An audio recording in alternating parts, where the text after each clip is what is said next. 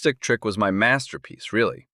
While Laura giggled into her phone about wearing the red one tonight, I swapped out her favorite Chanel rouge with something I doctored, a little nail polish mixed in to make it transfer like crazy. By morning, half the law firm would see the evidence smeared across her boss's face at their big conference. I'm Mike Kavanaugh, 43, and I fix things for a living. Engines, electrical systems, broken machinery, you name it. What I couldn't fix was my wife's wandering eye, but I sure as hell could make her pay for it. Mike, did you hear me? Laura's voice cut through my thoughts. She stood in our kitchen doorway, designer heels clicking against the tile, looking like she'd stepped out of a legal drama. All sharp angles and expensive fabric. Sorry, what? I wiped grease off my hands with an old rag. I said I'll be late again tonight. Big case prep with Nathan. Nathan Cormack, managing partner, married father of 2, and apparently my wife's new favorite colleague. Don't wait up. Sure thing. I'll just heat up some leftovers and watch the game. She kissed my cheek, a perfunctory peck that felt more like a business transaction, and click-clacked toward the garage. I watched through the window as she backed out in her BMW, the one we'd bought to celebrate her promotion. The promotion that had changed everything. Our house sat in Millbrook Heights, a neighborhood that had seen better days. Once proud colonials now showed their age with peeling paint and sagging porches. Laura hated it here, always talking about moving somewhere more appropriate for our status. My engineering firm was doing well enough, but not lawyer money, not BMW and designer handbag money. The first real evidence came 3 weeks earlier. I'd been looking for my reading glasses in Laura's purse, something I'd done 100 times before, when I found the hotel receipt. The Riverside Inn, our town's attempt at luxury. Room 237, 2 nights, charged to a credit card I didn't recognize. Then came the texts. Laura had always been careless with her phone, leaving it on counters while she showered or charged it on the nightstand. The messages from N started innocent enough. Work stuff, meeting times, case discussions. But they evolved. Can't wait to see you tonight. Wear the black dress I like. Tell Mike you're working late again. That last one hit like a punch to the gut. Not because of the affair, I'd suspected that for weeks, but because of how stupid they thought I was, how invisible. I'd built my engineering firm from nothing, designing systems that kept half this town running. I'd put Laura through law school, supporting us both on construction wages and weekend repair jobs. I'd been patient when she worked 80-hour weeks as a junior associate, understanding when she missed dinners and anniversaries for her career. But invisible? That was their first mistake. Eddie Delgado ran the boxing gym where I'd been working out for 15 years. Built like a fire hydrant with hands like sledgehammers, he'd earned his nickname, the Hammer, in the ring back in the 80s. Now he trained local kids and listened to middle-aged guys like me complain about their problems. So what's your play? Eddie asked, holding the heavy bag while I worked out my frustrations. The gym smelled like sweat and old leather, decorated with faded fight posters and championship belts from Eddie's glory days. I'm thinking public humiliation, I said between punches. Something that hits them where they live, their reputations. You sure about this, Mike? Laura's got connections. That law firm of hers has serious pull in this town. That's exactly why it'll work. The higher they are, the harder they fall. Eddie nodded slowly. Just remember, revenge is a dish best served cold. And smart. The Riverside Inn sat on the outskirts of town, trying desperately to project elegance with its fake colonial facade and overpriced restaurant. I'd taken Laura there for our 10th anniversary, back when we still pretended to be happy. Thursday nights had become their regular thing. I knew because I'd started paying attention, really paying attention, to Laura's patterns. She'd shower before work meetings, wear her expensive perfume for case prep, and always return home with her lipstick gone and her hair slightly messed. I parked across the street in my pickup truck, feeling like a cliché, the wronged husband spying on his cheating wife. But sometimes clichés exist because they work. At 6:47 p.m., Nathan Cormack's silver Mercedes pulled into the inn's parking lot. He was a tall man, probably handsome if you like the slick, over-groomed type. At 6:52, Laura's BMW followed. I watched them meet in the parking lot, saw him touch her face, saw her laugh at something he said. They disappeared into the inn together. I sat there for 2 hours, engine off, radio playing softly, planning my next move. When they finally emerged, both looked disheveled. Laura's hair was down. She'd worn it up when she left home. Nathan's tie was loose, his shirt wrinkled. They kissed goodbye like teenagers, all hands and desperate whispers. Then Laura drove home to me, where she'd complain about how exhausting her work meeting had been. But first, I had some work to do. Nathan's Mercedes was parked under a security light, gleaming like a silver trophy. I'd brought a valve stem tool, a perfectly legal piece of automotive equipment that happened to let air out of tires very efficiently. Within 10 minutes, all 4 of his tires were flat but not damaged. He'd be inconvenienced, not devastated. The key to the trunk was my real stroke of genius. I'd noticed Nathan always left his car unlocked, the arrogance of a man who'd never had anything stolen. In his trunk, I found a briefcase full of legal documents and a gym bag. I took nothing, damaged nothing. Instead, I left something behind. A lipstick-stained napkin from the inn's restaurant with a note in block letters. "Your wife deserves better." Laura came home at 11:30, complaining about traffic and difficult clients. She showered immediately, washing off the evidence, and fell asleep with her back to me. I lay awake staring at the ceiling, feeling something cold and sharp settling in my chest. The next morning brought the first real payoff. Laura's law firm was hosting a breakfast conference for the County Bar Association, a big deal where all the local legal eagles gathered to network and show off. Laura had been preparing for weeks, seeing it as her chance to make partner. She left the house at 7 a.m., wearing her power suit and the doctored lipstick I'd prepared. By 8:30, my phone was buzzing with texts from Eddie, whose cousin worked catering at the event. "Holy shit, Mike. Your wife and her boss are walking around with red lipstick all over their faces. Like, all over. Everyone's staring." The beauty of my lipstick trick wasn't just the public humiliation, though watching Laura's professional reputation crumble in real time was satisfying. It was the plausible deniability. How could anyone prove I'd tampered with her makeup? Maybe she just bought a defective tube. Maybe she was nervous and applied it wrong. But everyone at that conference would remember seeing Laura Kavanaugh and Nathan Cormack marked with identical red stains, looking like they'd been making out in a supply closet. Laura came home that afternoon in a fury I'd never seen before. Her face was scrubbed raw, her eyes red from crying or rage, probably both. "Someone sabotaged me," she said, pacing around our living room like a caged animal. "Someone switched my lipstick. It was everywhere, Mike. All over Nathan, too. People were taking pictures." "That's terrible," I said, not looking up from my newspaper. "Any idea who would do something like that?" "It had to be someone with access to my makeup. Someone who knew about—" She stopped herself, but we both heard what she almost said. "Knew about what?" "Nothing.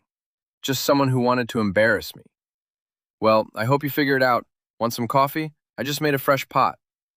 She stared at me for a long moment, searching my face for something.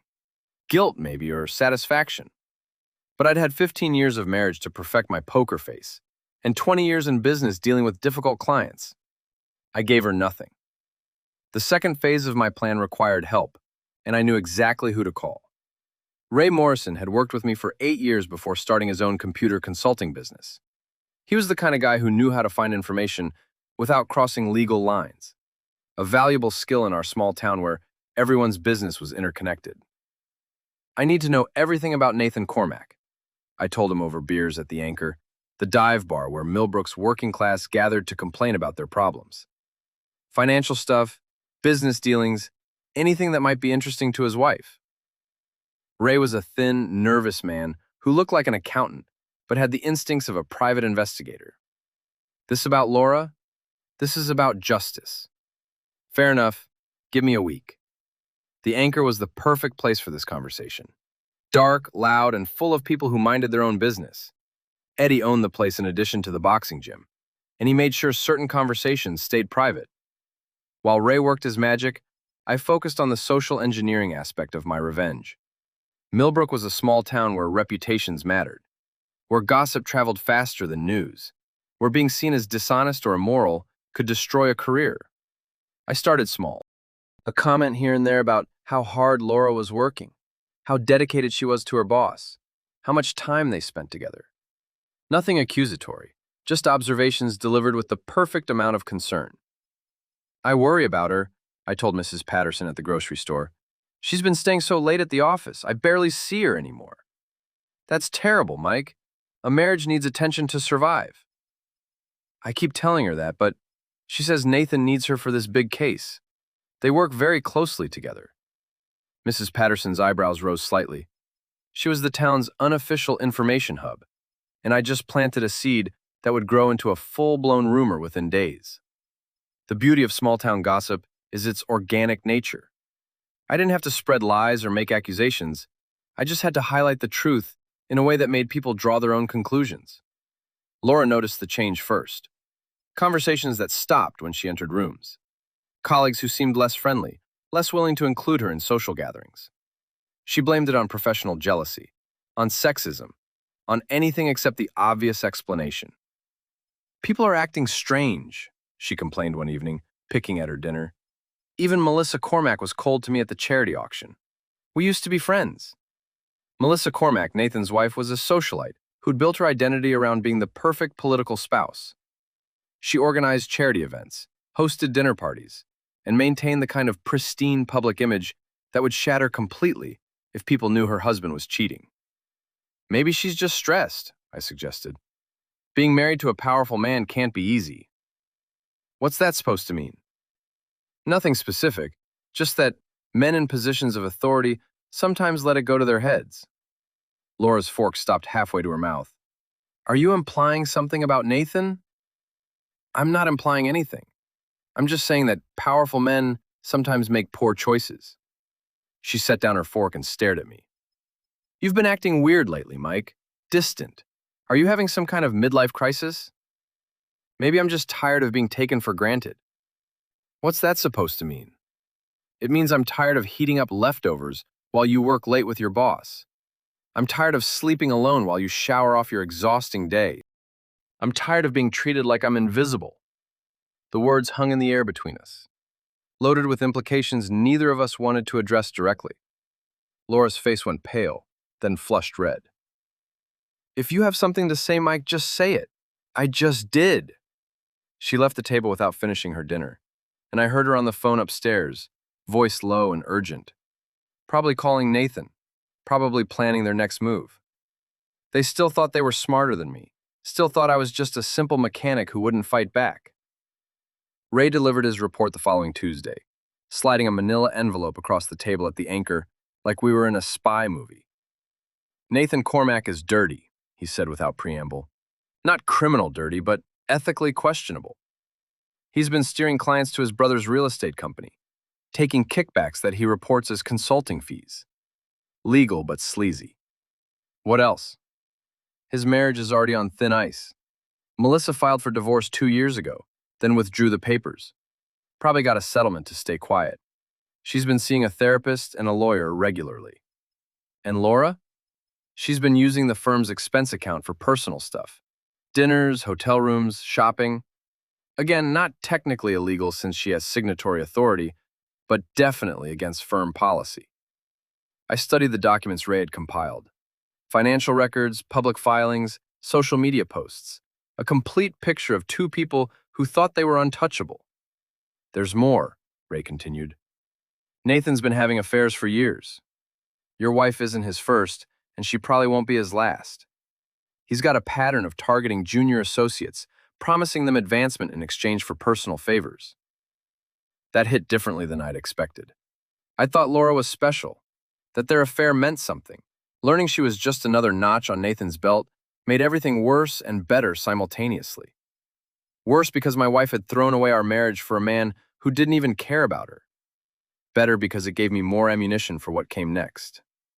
The confrontation I'd been planning required perfect timing and the right audience. The Millbrook Country Club's annual charity dinner was exactly what I needed, a gathering of everyone who mattered in our small town's social hierarchy. Laura had been looking forward to this event for months. It was her chance to network with potential clients, to be seen as Nathan's equal rather than his subordinate, to cement her position in the firm's power structure. I bought a table for 8, inviting Eddie and his wife, Ray and his girlfriend, and 2 other couples from my business network. Working-class people who cleaned up well but didn't belong to the country club's usual crowd. Laura was surprised when I told her about the table. "You bought a table? Mike, those cost $5,000. Business expense. Good networking opportunity. Since when do you care about networking? Since my wife started teaching me about the importance of professional relationships. The night of the dinner, Laura wore a black cocktail dress that probably cost more than most people's monthly rent. She looked beautiful in that cold, untouchable way that had first attracted me 20 years ago. Now it just reminded me of everything I was about to destroy. Nathan worked the room like a politician, shaking hands and making small talk with a kind of practiced charm that came naturally to sociopaths. He was handsome in a generic way, tall, silver-haired, expensively dressed. The kind of man who'd never faced real consequences for his actions. I waited until dinner was served and everyone was settled at their tables. Then I stood up, champagne glass in hand, and called for attention. "Excuse me, everyone. I'd like to make a toast." The room quieted, hundreds of faces turning toward me. Laura looked mortified. Public speaking wasn't part of her plan for the evening. "I want to toast my wife, Laura, and her boss, Nathan Cormack. They've been working so closely together lately, staying late at the office, traveling to conferences, really dedicating themselves to their professional relationship." Polite applause rippled through the room. Nathan smiled and raised his glass. Laura looked like she wanted to disappear. In fact, they've been so dedicated that Laura barely has time for our marriage anymore. But that's okay because I've learned so much about commitment by watching them together. About how two people can become so focused on their shared goals that they forget about everyone else in their lives. The applause died away. People were starting to sense that something was wrong with this toast, that the subtext was darker than the surface meaning. So, here's to Nathan and Laura. May they get exactly what they deserve. I drained my champagne glass and sat down. The silence that followed was deafening. Laura's face was white with rage and embarrassment. Nathan looked like he'd swallowed something poisonous. But I wasn't finished. As the evening progressed, I made sure to circulate, chatting with other guests, dropping carefully crafted comments designed to plant seeds of doubt and suspicion. To Judge Morrison, "Laura's been working such long hours lately. I hardly see her except on weekends. Well, most weekends." To the mayor's wife, "Nathan's been a great mentor to Laura, very hands-on management style." To Melissa Cormack, "Your husband and my wife make such a good team. They have this natural chemistry that really comes through in their work."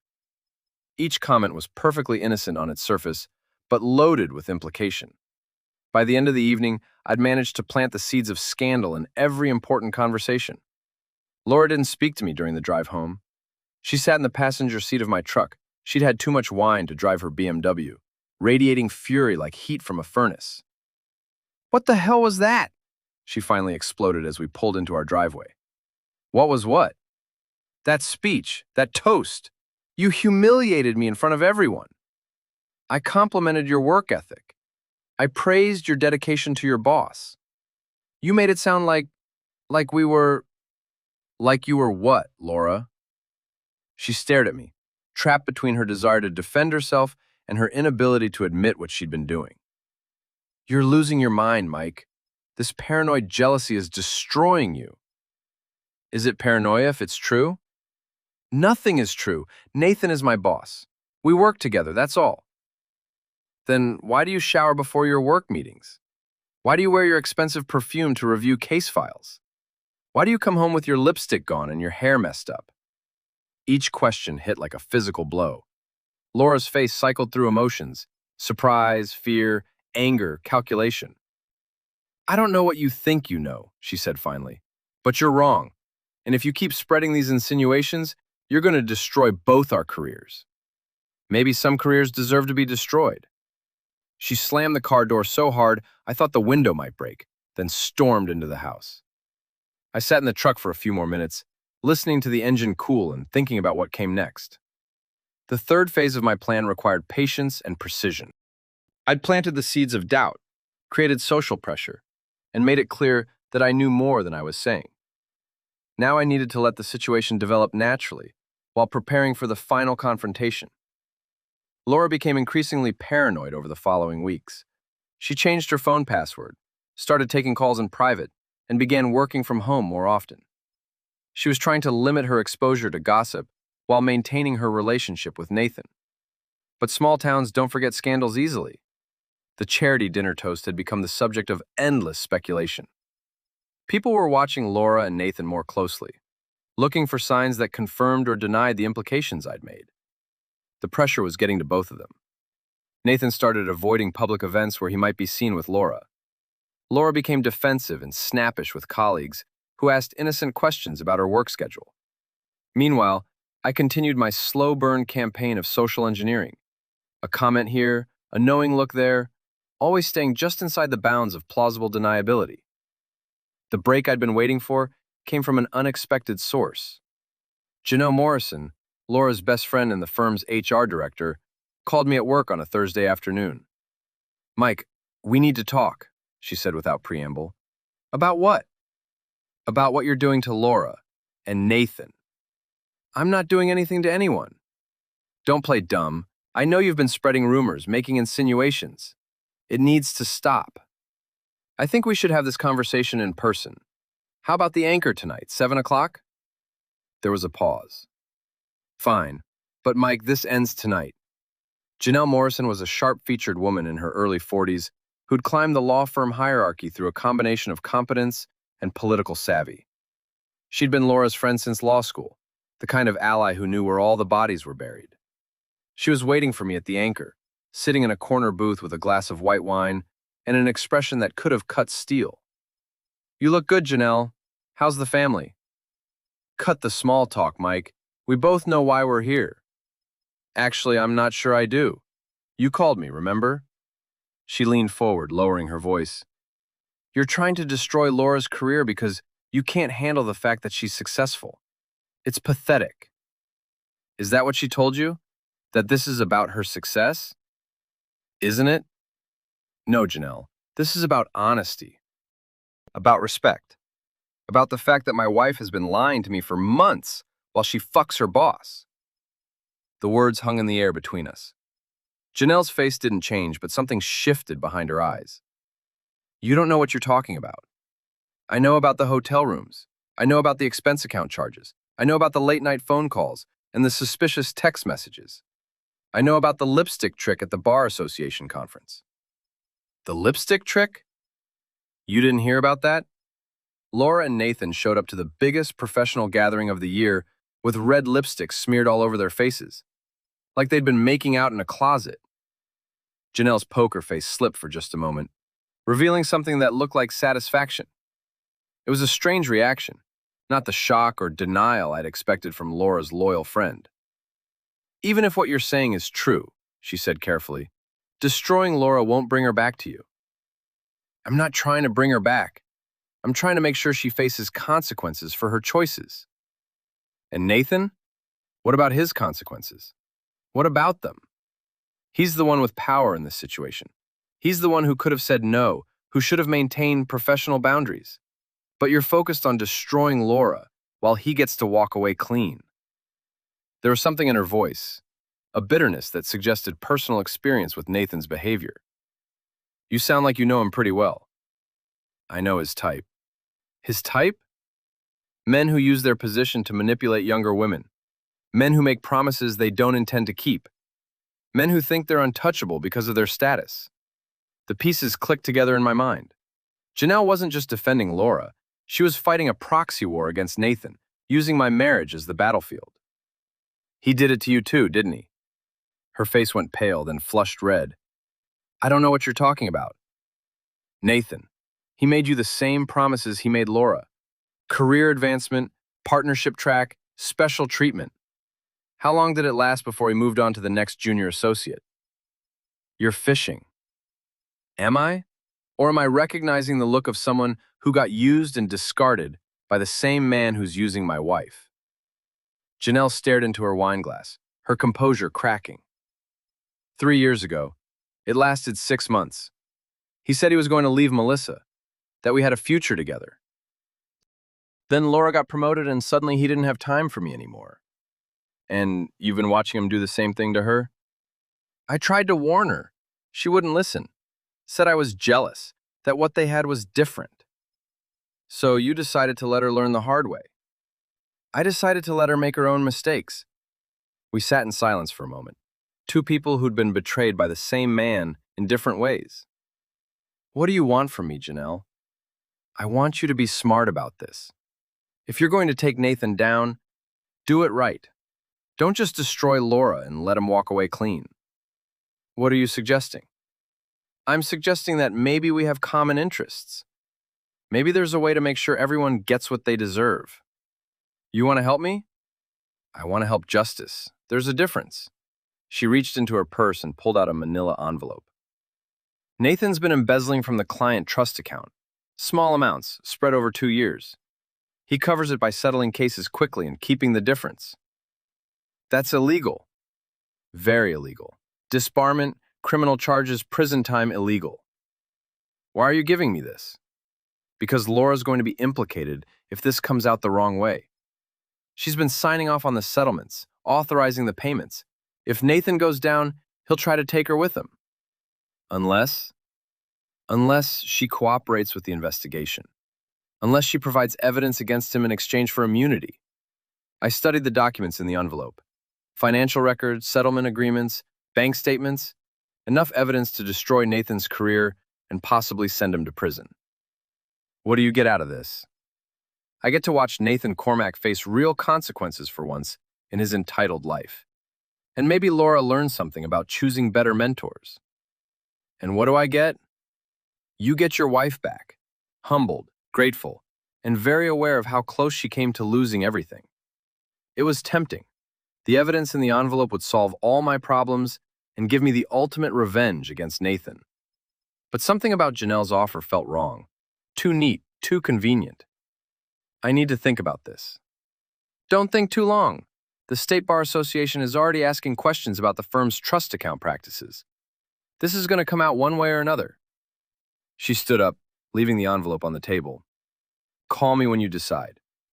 But Mike, whatever you choose, make sure you can live with the consequences. After she left, I sat alone in the booth, staring at the envelope and thinking about the choice I faced. I could use Janelle's evidence to destroy Nathan while potentially saving Laura's career.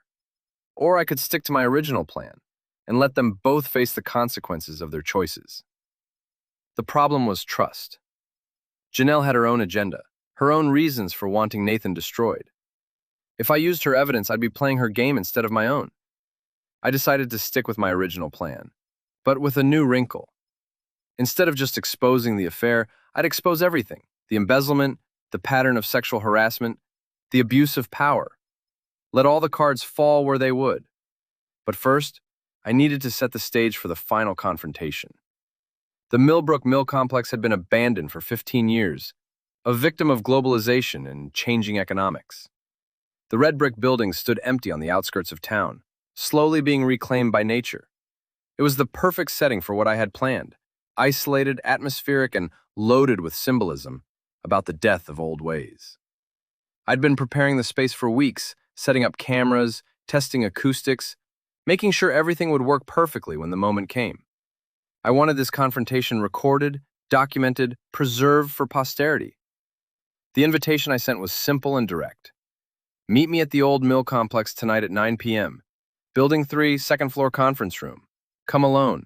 We need to talk about your future. I sent identical messages to Laura, Nathan, and Janelle, each one customized to suggest that the others had already agreed to attend. It was a classic manipulation technique, using their assumptions and fears against them. Laura arrived first, probably because she was the most curious about what I might know. She looked nervous but determined, wearing jeans and a sweater instead of her usual professional armor.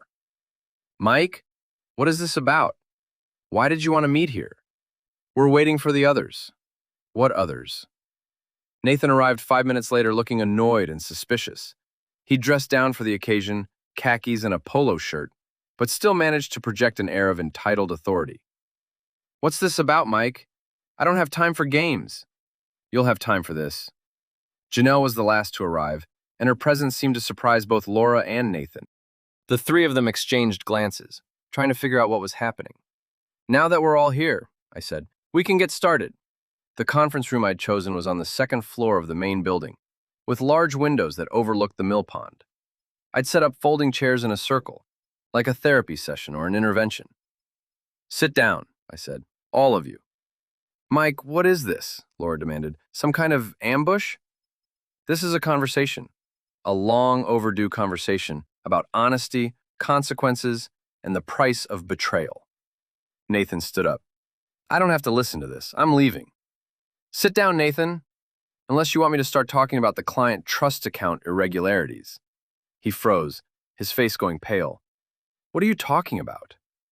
"I'm talking about the money you've been skimming from settlements. Small amounts, spread over time, but it adds up. Janelle has all the documentation." All eyes turned to Janelle, who looked uncomfortable but didn't deny it. "You gave him the files?" Nathan asked. "I gave him copies," she said quietly. "Why?" "Because you're a predator who destroys women's careers for your own pleasure. Because you used me and discarded me. Because you're doing the same thing to Laura." The truth was finally out in the open. Laura looked shocked, staring at Janelle with a mixture of betrayal and dawning understanding. "You and Nathan?" she asked. "3 years ago. 6 months of promises and lies, just like he's giving you now." Laura turned to Nathan. "Is that true?" "It was different with Janelle. What we have is real." "That's what you told me," Janelle said bitterly. "And what you're telling my wife now," I added. "The question is, Laura, do you see the pattern yet?" Laura was quiet for a long moment, processing the revelations. When she finally spoke, her voice was small and uncertain. "Nathan, are you really embezzling from the firm?" "It's not embezzlement. It's creative accounting. The clients get fair settlements, and I take a reasonable fee for my expertise. Without telling them. Without reporting it to the Bar Association. Without sharing it with the firm. The firm takes enough. I deserve compensation for the work I do.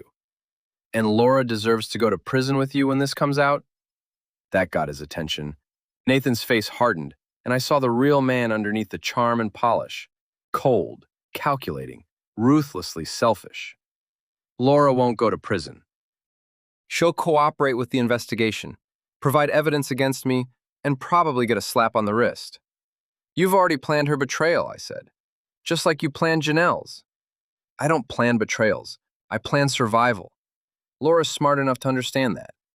Laura stood up abruptly, her face flushed with anger. "You son of a bitch! You were going to let me take the fall.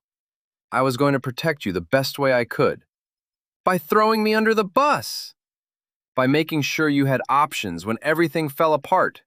The argument escalated quickly, years of hidden resentment and manipulation boiling over. I sat back and watched, letting them destroy each other with their own words. "I gave up my marriage for you," Laura screamed. "I never asked you to do that. You said you loved me." "I said a lot of things." "You said we had a future together." "We did, until your husband started making trouble." All eyes turned to me. I'd been quiet during their fight, but now it was my turn to speak. "My turn," I said quietly. "Laura, you threw away 20 years of marriage for a man who was planning to betray you from the beginning. Nathan, you've been using your position to manipulate women for years, and now it's finally catching up with you. Janelle, you've been playing both sides, trying to get revenge while protecting yourself." "What do you want, Mike?" Laura asked. "I want justice. I want consequences. I want all of you to face the truth about what you've done."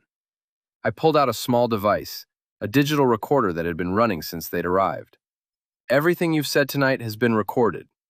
Nathan's admission of embezzlement, his plan to let Laura take the fall, his pattern of sexual harassment. Laura's admission of the affair, her knowledge of the financial irregularities, her willingness to betray our marriage. Janelle's manipulation of the situation for her own revenge." The silence that followed was deafening. "What are you going to do with that recording?" Nathan asked. "I'm going to give copies to the State Bar Association, the District Attorney's Office, and the local newspaper. Let them sort out who's guilty of what." "You'll destroy all of us," Laura said. "You destroyed yourselves. I'm just making sure everyone knows about it." Nathan lunged for the recorder, but I'd anticipated that. I stepped aside and let him crash into the empty chair behind me. "There are multiple copies," I said calmly, "hidden in different locations, with instructions for their release if anything happens to me." Mike, please, Laura said, tears streaming down her face. Don't do this. We can work things out. We can go to counseling, start over. Start over? With what? Trust? Respect? Love? You threw all of that away for a man who is planning to betray you. I made a mistake. People make mistakes. Mistakes are forgetting anniversaries or leaving dishes in the sink. What you did was a choice. A series of choices, made over months, each one designed to humiliate and deceive me. What do you want? Nathan asked. Money? I can pay you to keep quiet. I don't want your money. I want your reputation destroyed. I want your career ended. I want you to face the same humiliation and betrayal you've inflicted on others. And Laura? Laura made her choice. Now she gets to live with the consequences. I stood up and walked toward the door, leaving them sitting in the circle of chairs like the broken, defeated people they were. The recordings will be delivered tomorrow morning. I suggest you all get good lawyers. The final phase of my plan unfolded exactly as I'd hoped. The recordings were front-page news in the Millbrook Gazette, complete with transcripts and analysis. The State Bar Association launched an immediate investigation. The district attorney's office opened a criminal case. Nathan was arrested within a week, charged with embezzlement, fraud, and abuse of his fiduciary duties. His law license was suspended pending the outcome of the criminal case. Melissa filed for divorce the same day, taking half his assets and their children. Laura was placed on administrative leave while the Bar Association investigated her role in the financial irregularities. She wasn't criminally charged, but her career was effectively over. No law firm would hire someone involved in such a public scandal. Janelle kept her job, but was demoted and transferred to a different department. Her role in the recordings made her a pariah within the firm, trusted by neither management nor her colleagues. As for me, I became something of a local folk hero. The wronged husband who'd fought back, who'd refused to be a victim, who'd brought down the corrupt power structure that had betrayed him. My engineering firm saw a surge in business as people rallied to support me. The boxing gym became a gathering place for men who'd been inspired by my story. Eddie started calling me the Equalizer, and the nickname stuck. But the real satisfaction came from watching my enemies face the consequences of their choices. Nathan, once the king of Millbrook's legal community, was now a disgraced criminal facing prison time. Laura, who'd thrown away our marriage for career advancement, was now unemployable in her chosen profession. Janelle, who'd tried to manipulate the situation for her own benefit, was now isolated and powerless. I'd won completely, utterly, and publicly. The divorce was finalized 6 months later. Laura got the house. She needed somewhere to live while she figured out her next move, but I got everything else. The business, the investments, the respect of our community. She tried to reconcile several times, showing up at my new apartment with tears and apologies and promises to make things right. But I was done with her, done with the lies and manipulation and betrayal. You made your choice, I told her the last time she came around. You chose Nathan over me, excitement over stability, lies over truth.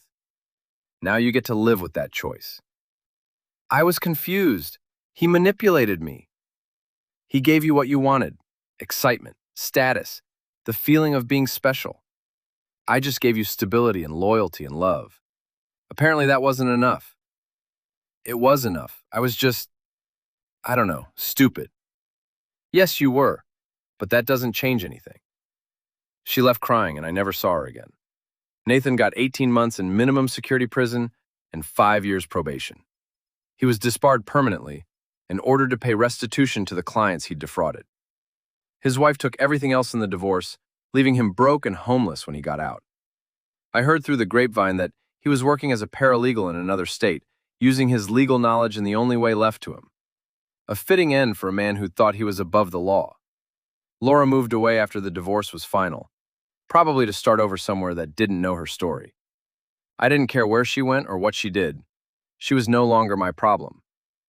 Janelle lasted another year at the firm before quitting to become a high school guidance counselor. A significant step down from her previous position, but probably better suited to her actual talents.